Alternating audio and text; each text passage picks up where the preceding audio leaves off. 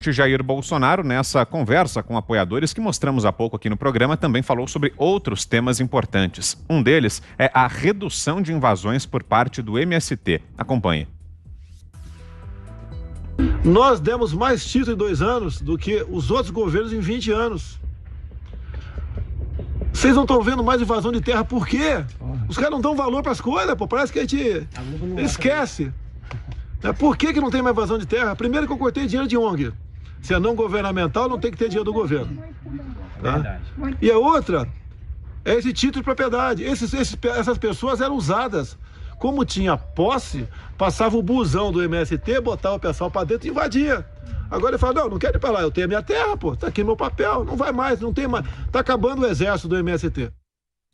O presidente afirmou também que foi citado nas mensagens hackeadas da Operação Lava Jato e que por isso quer ter acesso a elas para divulgá-las. Para que não haja dúvida, né? Mandei pedir aquela matéria hackeada que está na mão do PT, na mão do Lula, onde tem meu nome lá.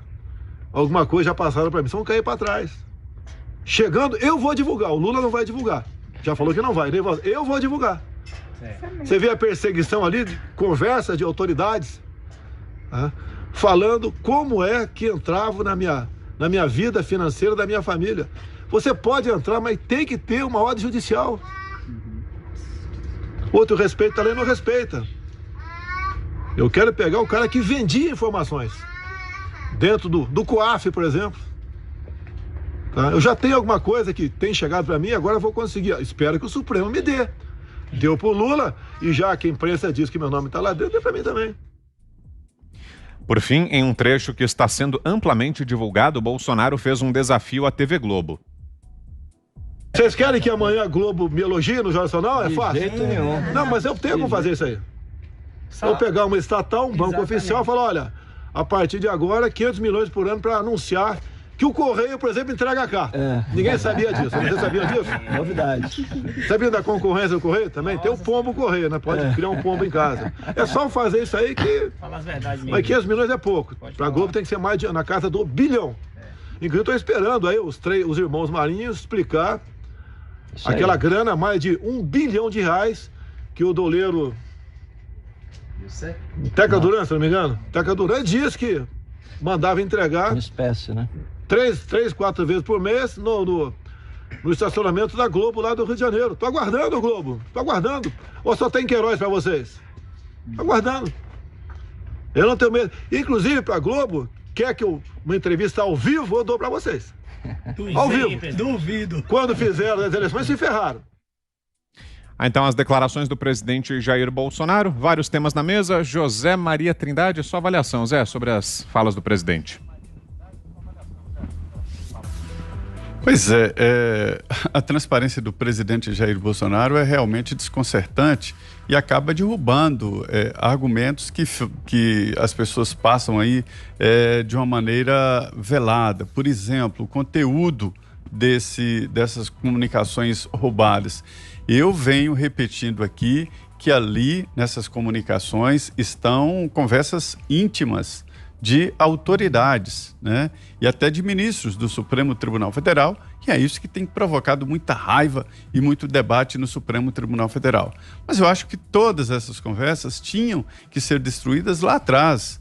Agora, Inês é morta, ou seja, já não dá mais. Muita gente teve acesso a essas conversas, inclusive o ex-presidente Lula. E está certo agora o presidente Jair Bolsonaro em pedir acesso. A Constituição admitiu o habeas datas. Significa o seguinte, que você tem o direito de chegar em qualquer instituição e dizer o que tem aí contra mim. Quais são as informações minhas que estão aí? A Constituição de 88 estabeleceu habeas datas exatamente para isso, e o presidente tem razão. Estão rolando conversas por aqui de que lá estavam informações sobre a vida econômica da família, para você ver o grau de roubo dessas informações, como chegou a detalhes, né? Eles foram presos, estão soltos agora, mas é crime, eles cometeram crimes. Quem são os criminosos? Quem roubou essas informações pessoais até.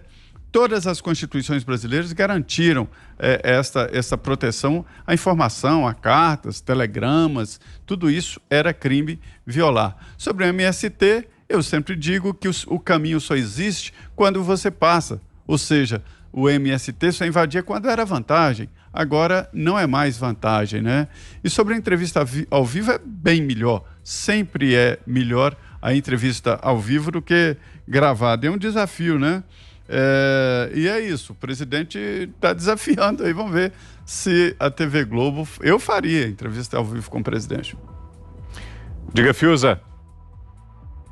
Eu acho que a questão das invasões de terra, né, são um dado assim, interessante de observar, que não é, sinceramente, não é contra ninguém, né? Porque fica parecendo assim, não, é o presidente que segue uma determinada linha e que colocou como política, né, embargar a ação de movimentos sociais, não tem nada a ver com isso.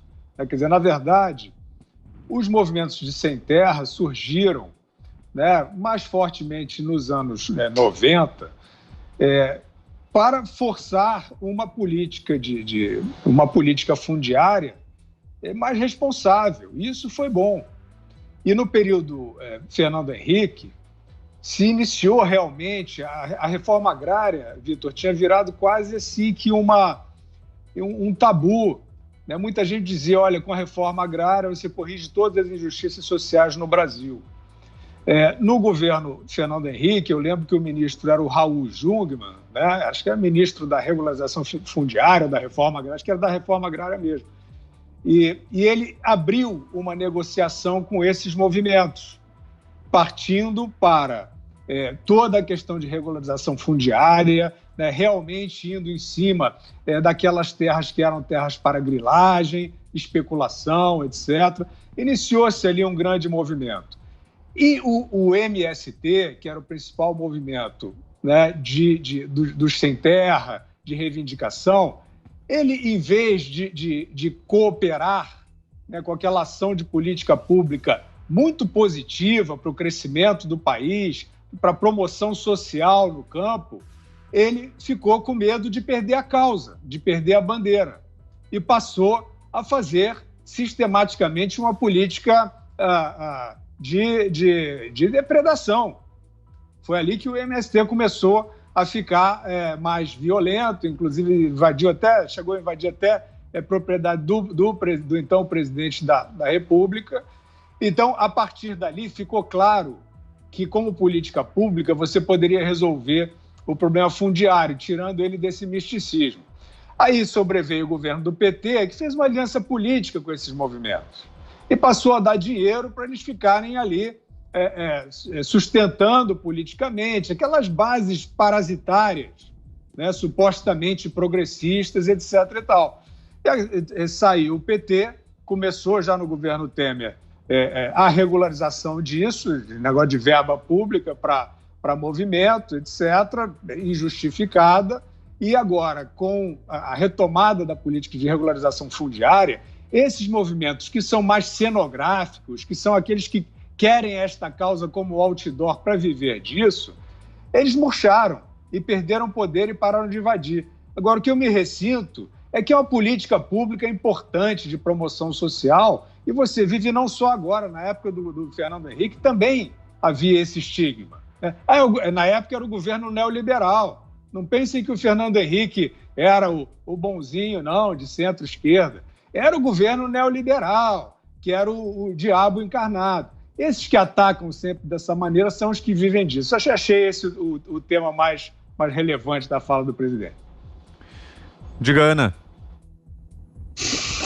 Olha, Vitor, a gente não tem, né, como o Fiuza colocou, negar que foi um movimento importante, né, nos anos 90, mas que nas últimas décadas aí se tornou um movimento de terrorismo doméstico, né? Basta você entrar aí nas ferramentas de busca na internet e colocar MST, invasão, clica em imagens e aí você vai ver a destruição que esse movimento causou aí em todo o país, né? Matança de animais, invasão a laboratórios, inclusive laboratórios, né, que estudavam pesquisas importantes aí na linha da biologia brasileira, com a probabilidade de importações, aí, de exportações de resultados para fora do Brasil, já que a nossa biodiversidade ela é muito grande, ela é muito vasta.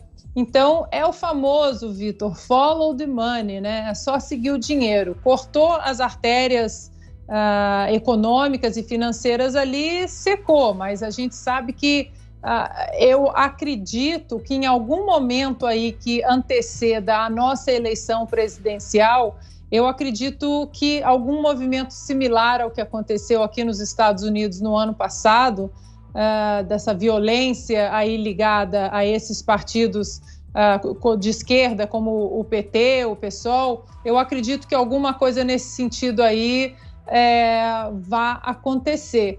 Em relação à declaração do presidente sobre as mensagens hackeadas, eu até entendo que o presidente queira ver, né, e eu acho que ele tem o direito, já que o STF vai colocar essas mensagens na mão aí do condenado Lula, do ex-presidiário Lula, eu acho que o presidente tem o direito, mas eu acho que o presidente faltou ele ali enaltecer que dentro desse pacote todo aí da Vaza Jato, que por mais que o nome dele esteja ali, ele tem que enaltecer que o material é roubado, que é um crime, que as mensagens não foram periciadas, que a gente não sabe o que foi editado, o que foi tirado, o que foi adicionado.